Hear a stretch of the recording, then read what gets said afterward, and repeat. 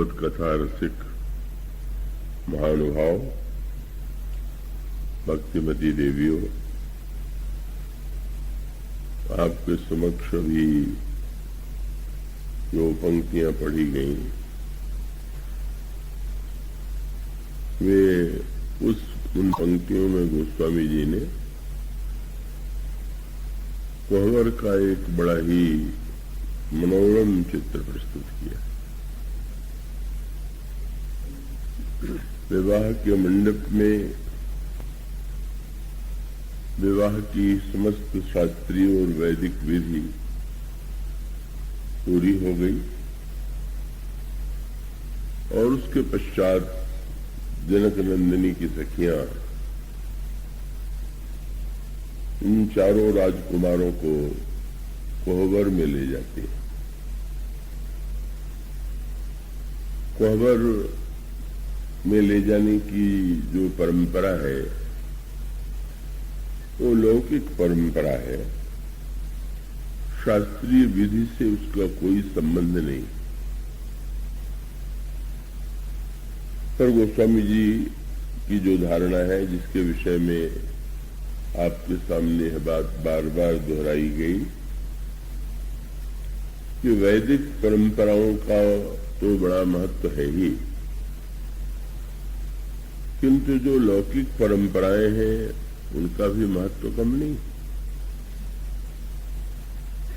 और इस वैदिक और लौकिक दोनों ही परंपराओं का निर्वाह भगवान राम के चरित्र में, जीवन में आपको प्रतिक्षण दिखाई देता है। तो ये जो कोहबर में भगवान श्री राम का स्वरूप है, जिसके लिए गोस्वामी जी ने 2 सूत्र दिए।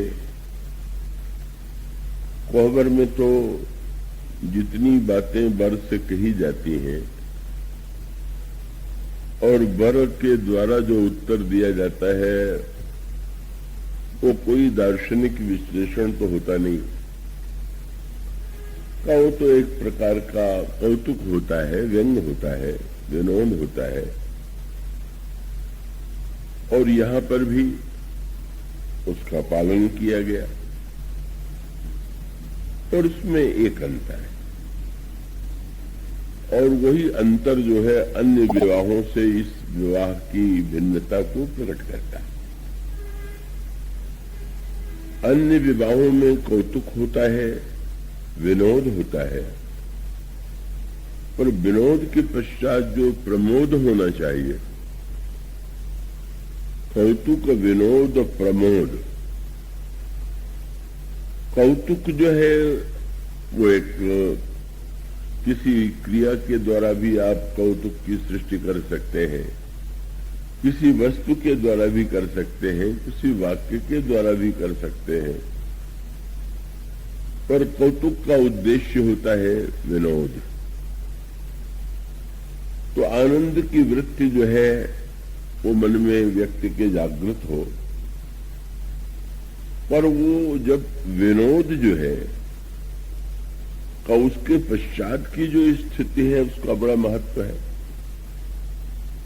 और इसका अभिप्राय है कि कभी कभी देखा जाता है कि विनोद में ही लोग झगड़ पड़ते हैं, बुरा मान जाते हैं और वो बात बड़ी कष्टकारी बन जाती है। वह विनोद की जो शैली है कि कौतुक और विनोद का आनंद तो है ही, पर वो विनोद जो है, प्रमोद जो है, इस प्रमोद शब्द में मानो प्रकर्ष रूप से उस भावना का जहां पर मोद की वृत्ति जो है का वो व्यक्ति के अंतःकरण में जागृत होती है।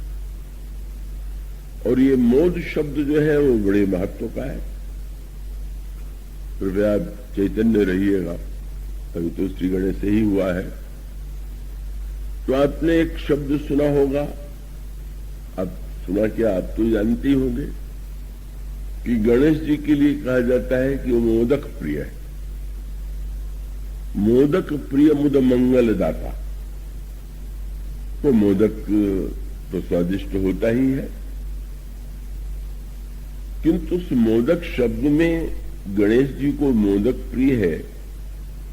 अगर केवल इतना ही अर्थ ले लें कि उन्हें बेसन का लड्डू बड़ा प्रिय है, तो फिर गणेश जी की वह जो महिमा है वो तो उससे उसके अनुकूल वो नहीं बात लगती है। तो गणेश जी तो विवेक के देवता, बुद्धि के देवता है, और इनको जो मोदक प्रिय है तो बहिरंग रूप ये है कि आप पूजन करते हैं तो उनको मोदक का भोग लगा दें। पर वही पूजा जब आप मन के द्वारा अपने अंतःकरण में गणेश जी की पूजा करें तो वे प्रसन्न तब होंगे कि जब मोदक उन्हें अर्पित करें। गोस्वामी जी ने मैंने पत्रिका में भी ये बात व्यक्ति के ध्यान में उन्होंने याद दिलाई। वो कहते हैं, ऐसी आरती करहि राम रघुवीर की एमन रेमन। परंपरा है, पहले चंदन लगाते हैं, माला पहनाते हैं, धूप देते हैं, दीप और नैवेद्य अर्पित करते हैं, तांबूल का भोग लगाते हैं, और वो लगाना ही चाहिए। पर इसके साथ साथ इस स्थूल पूजा से भी अधिक महत्व है मानसिक पूजा का। तो मानसिक पूजा जब आप करेंगे तो उसमें जो आप आरती उतारेंगे या जो तांबूल अर्पित करेंगे वो कौन सा होगा? तो मैंने पत्रिका के 2 पदों में गोस्वामी जी ने प्रारंभ में कैसी आरती हम भगवान की करें इसकी ओर संकेत किया। अशुभ शुभ कर्म घृतपूर्ण 10 वर्तिका।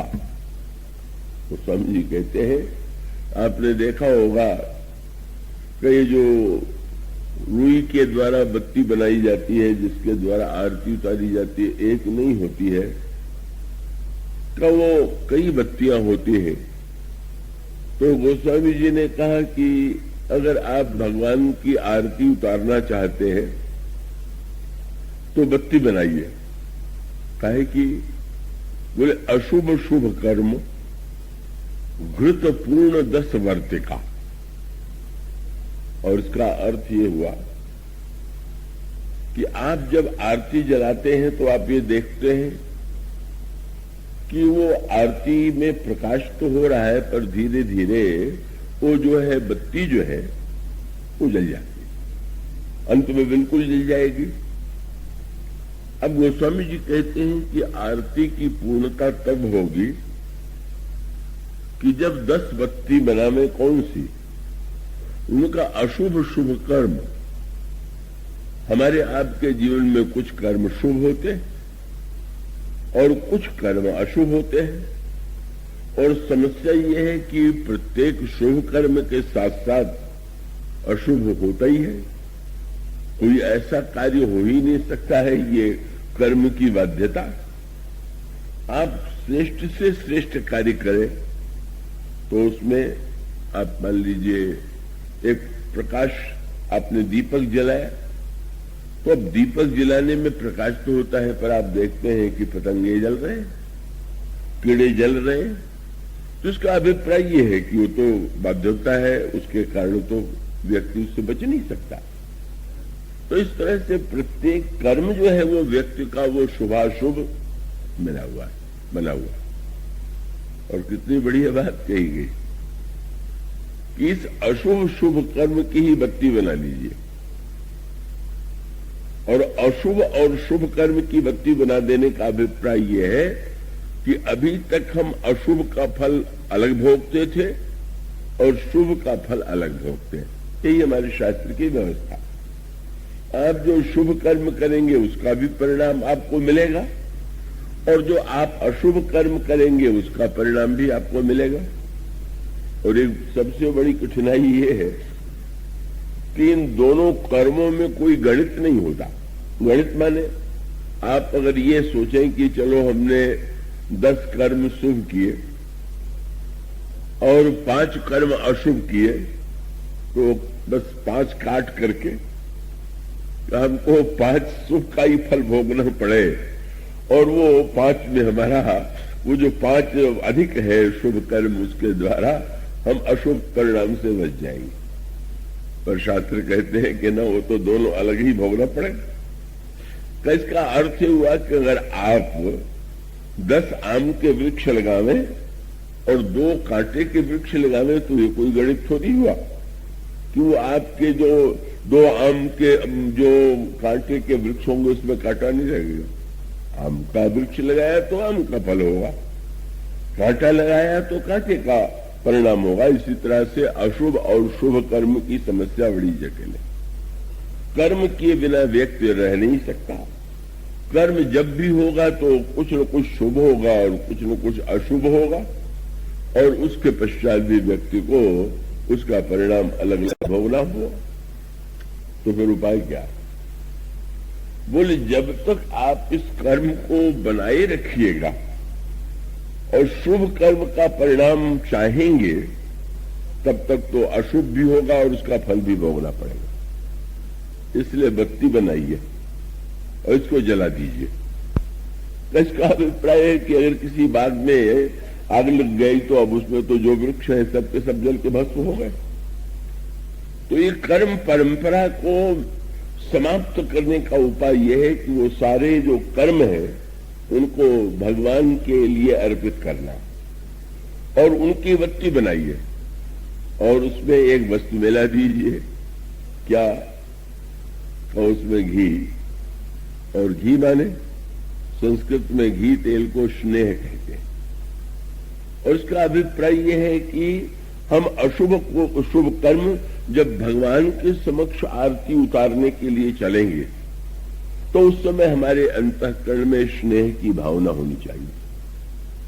और तब जो प्रकाश होगा तो वो प्रकाश कौन सा होगा? बोले त्याग पावक सतो गुण प्रकाशम। त्याग की अग्नि, अशुभ शुभ कर्म की वर्तिका स्नेह है, और तब सतो गुण का प्रकाश होगा, सत्व में प्रकाश होगा। और जब इस प्रकार से आरती उतारी जाएगी तो भगवान परम प्रसन्न होंगे। उस प्रसंग को मैं बहुत विस्तार नहीं दूंगा, वो एक बहुत गंभीर और बड़ा सांकेतिक प्रसंग है। तो गोस्वामी जी कहते हैं भगवान को तांबूल अर्पित करना चाहिए, और उस तांबूल की विशेषता क्या है कि जब आप वो मुख में देते हैं तो थोड़ी देर के बाद आप देखते हैं कि मुख का रंग लाल हो जाता है। उसी प्रकार से गोस्वामी जी ने कहा भगवान को भोग लगाने के बाद तांबूल अर्पित कीजिए। और वो तांबूल कौन सा है? बोले प्रेम तांबूल। ये जो प्रेम है वही जो है पान है।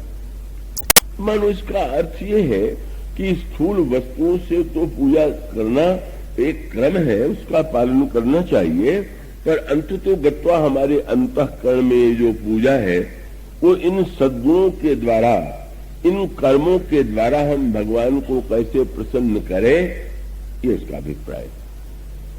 तो गणेश जी की पूजा में भी गणेश जी को जो वस्तुएं प्रिय हैं, अगर आप केवल मोद की वृत्ति का मोदक के रूप में तो अर्पित कर दें, पर विवेक के देवता गणेश को जो मोदक प्रिय है वह तो दूसरा है। और वो मोदक कौन सा है? इसी को मुदिता वृत्ति के नाम से, जब अंतःकरण में मुदिता वृत्ति का उदय होता है, प्रसंग अत्यंत गंभीर है। ज्ञान दीपक प्रसंग में बताया गया, श्रद्धा की गाय लाइए, सत्कर्म का चारा उसको खिलाइए, और तब निर्मल मन का अहीर जो है विश्वास के बर्तन में दुग्ध, उस श्रद्धा की गाय का दूध दुहे, उसको अग्नि में दूध को परिपक्व कीजिए, गाढ़ा कीजिए, क्षमा की वायु से उसे शीतल कीजिए, उसके पश्चात धृत का जावन दे करके उसे जमाइए। ये सब बड़ा एक एक शब्द बड़े जटिल है। और उसके पश्चात जब दही जम जाए, तब जिसको मक्खन निकालना है, घी बनाना है, तो दही को खाने के लिए तो बना नहीं रहा है। दही उद्देश्य है तो दही बन गया, आप खा लीजिए। लेकिन यहां पर तो दही में से घी निकालना है, और तब क्या करना पड़ेगा? उसको मथना होगा।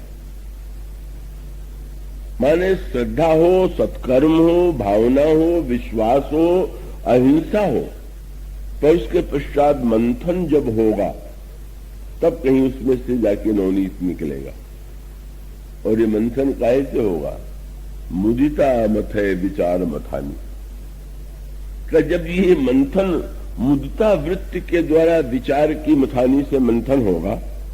और उसका सीधा तात्पर्य ये है कि गणेश जी प्रसन्न तब होंगे जब हमारे अंतःकरण में विचार की मथानी के द्वारा मुदिता वृत्ति उसका मंथन करे। तो वो मुदिता वृत्ति जो है वही वस्तुतः मोदक है और वही गणेश जी को प्रिय है। ये मोदक भोग लगाना न भूलिए। कई कृपण लोगों के लिए तो अच्छा हो गया, बोले बाहर हम भोग ही नहीं लगाएंगे, काम मानसिक पूजा करते हैं, ऐसे भूल नहीं कीजिएगा। बहिरंग पूजा का भी एक अपना आनंद है, उसका फल है, क्योंकि अंत में तो हमें प्रविष्ट भीतर होना ही होगा। और यह जो मोदक है गणेश विवेक के देवता है, जब देखते हैं कि इस व्यक्ति में मुदिता वृत्ति उदित हो गई, इसमें विचार का उदय हो गया, तो विचार और विवेक का तो फल यही है कि व्यक्ति में विचार हो। तो इसलिए इस विवाह प्रसंग में कौतुक भी है, विनोद भी है। अब ऐसा नहीं कि पूरे देर गंभीर ही प्रसंग बना रहे। अभी वो मैं कहूं आपसे कि जब जौनार पर बाराती भोजन करने के लिए बैठे तो उस समय क्या हुआ? अब ये तो नहीं था कि वहां संकीर्तन शुरू कर दिया गया।